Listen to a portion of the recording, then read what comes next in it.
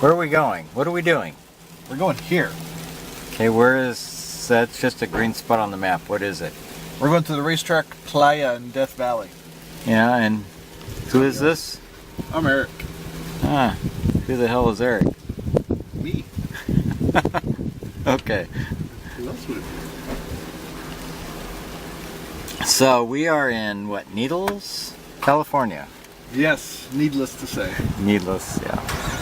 And we are going to try and escape here pretty soon as I quit doing this silly filming. It's not silly. It's awesome. So what's our plan in Death Valley? We're going to photograph the racetrack by little moonlight and so we can also catch the Milky Way. It should be a perfect mix of moonlight and starlight. And should be here perfect weather for Death Valley. Yeah, hot. Near the end of the summer. Should be perfect. Okay, let's go. All right, let's hit it.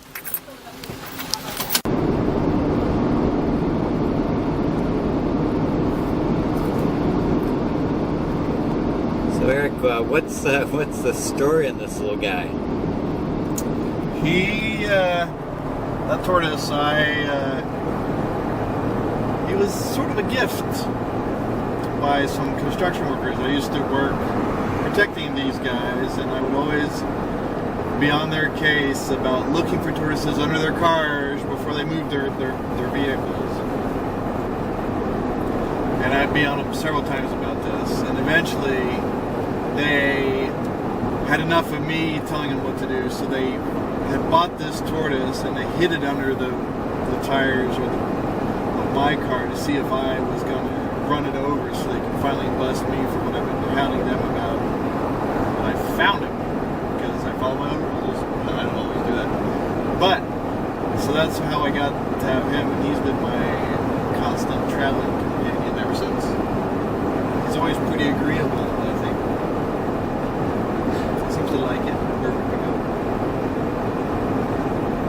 Awesome.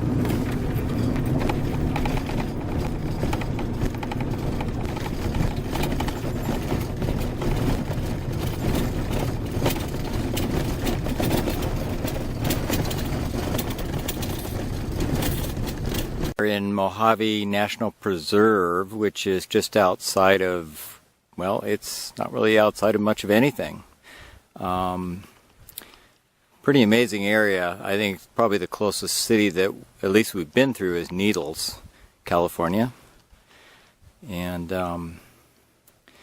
it's pretty dramatic here. The sun is basically setting, and we are on our way to Death Valley. And I can't say a whole lot with what's going on here since the sun is behind the mountains. But it's pretty dramatic.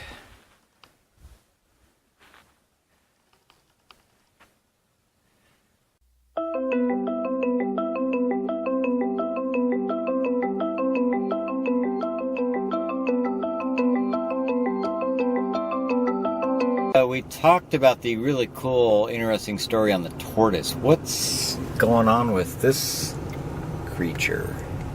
Yes, with my devil toad. The devil toad is, I call him a devil. He looks pretty crazy. He was a gift from a friend who knew I was a biologist and like all kinds of critters, and she had traveled through Southeast Asia somewhere, and maybe like Thailand or someplace, and wound up at a market where they were selling these toads, like they were all like dried and made into different things. So this is kind of like a keychain dangler toad. I don't know who would buy them for hanging their keys on, but he's just like, it's a real fossilized, dried up toad guy. But they had, apparently at this market, they had these purses that were like this big, where they were made out of toads. So you open the mouth on the toad, and you'd open the mouth of the purse, and you'd dig your hand in to get your stuff out, and you just put it down into the mouth of the toad. But this one was a little easier to have on a plane, so she opted to give me a toad core mirror dangler versus a towed purse, and I appreciate that, not being a purse kind of guy.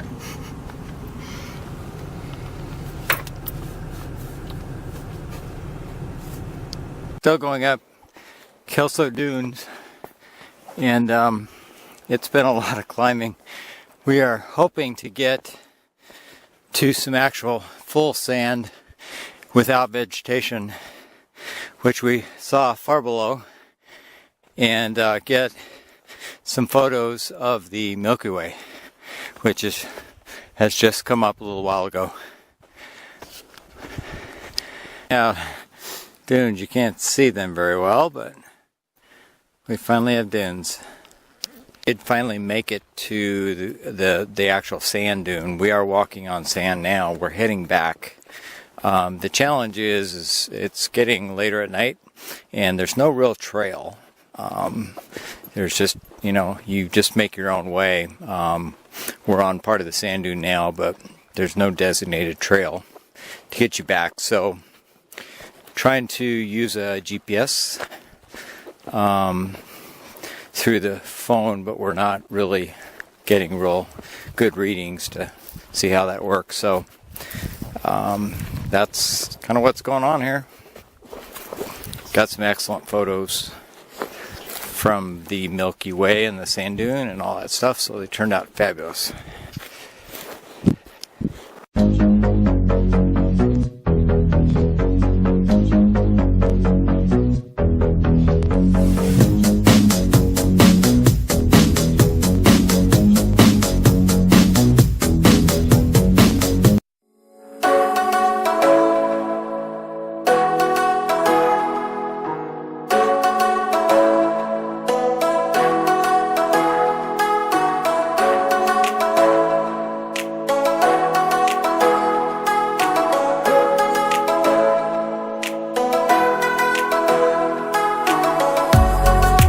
Racetrack in the Death Valley, and looking straight ahead is the grandstand. We're going to frame some photos tonight in the dark when the stars are out, Milky Way. We'll line it up with the grandstand and get some hopefully amazing shots.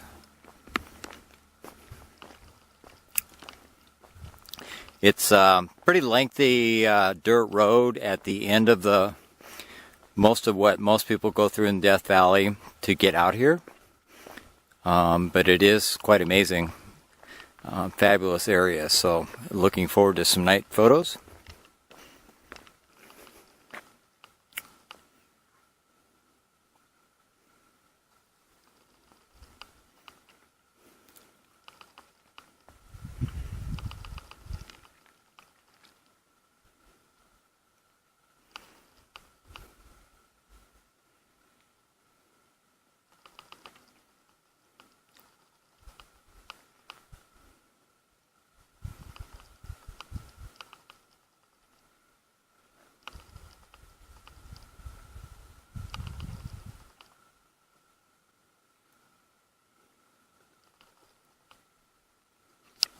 So I'm now running across the racetrack to try and get to some racetracky stones at the far end, the other end of the racetrack, before the sun goes down. And I managed to run 2/3 the way across before I realized that my pack was actually open with like 3 or 4 lenses in the pack. Thankfully, I'm a fairly stable runner. Did not have anything bounce out. This is only about half the most evident track.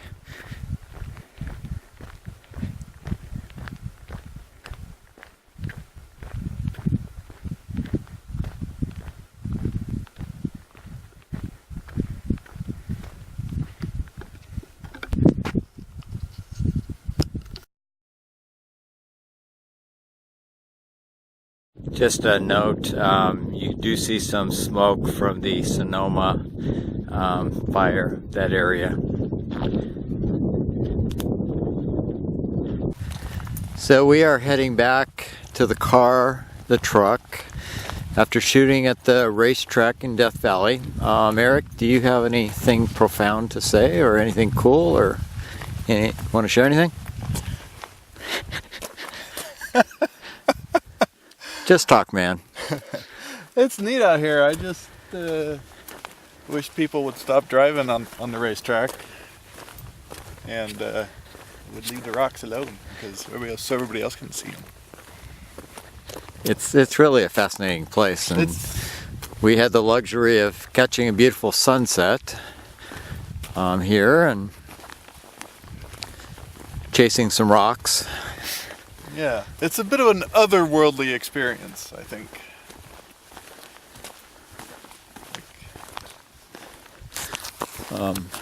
I should probably take the cap off, right? Nah, go for it. Okay. Okay.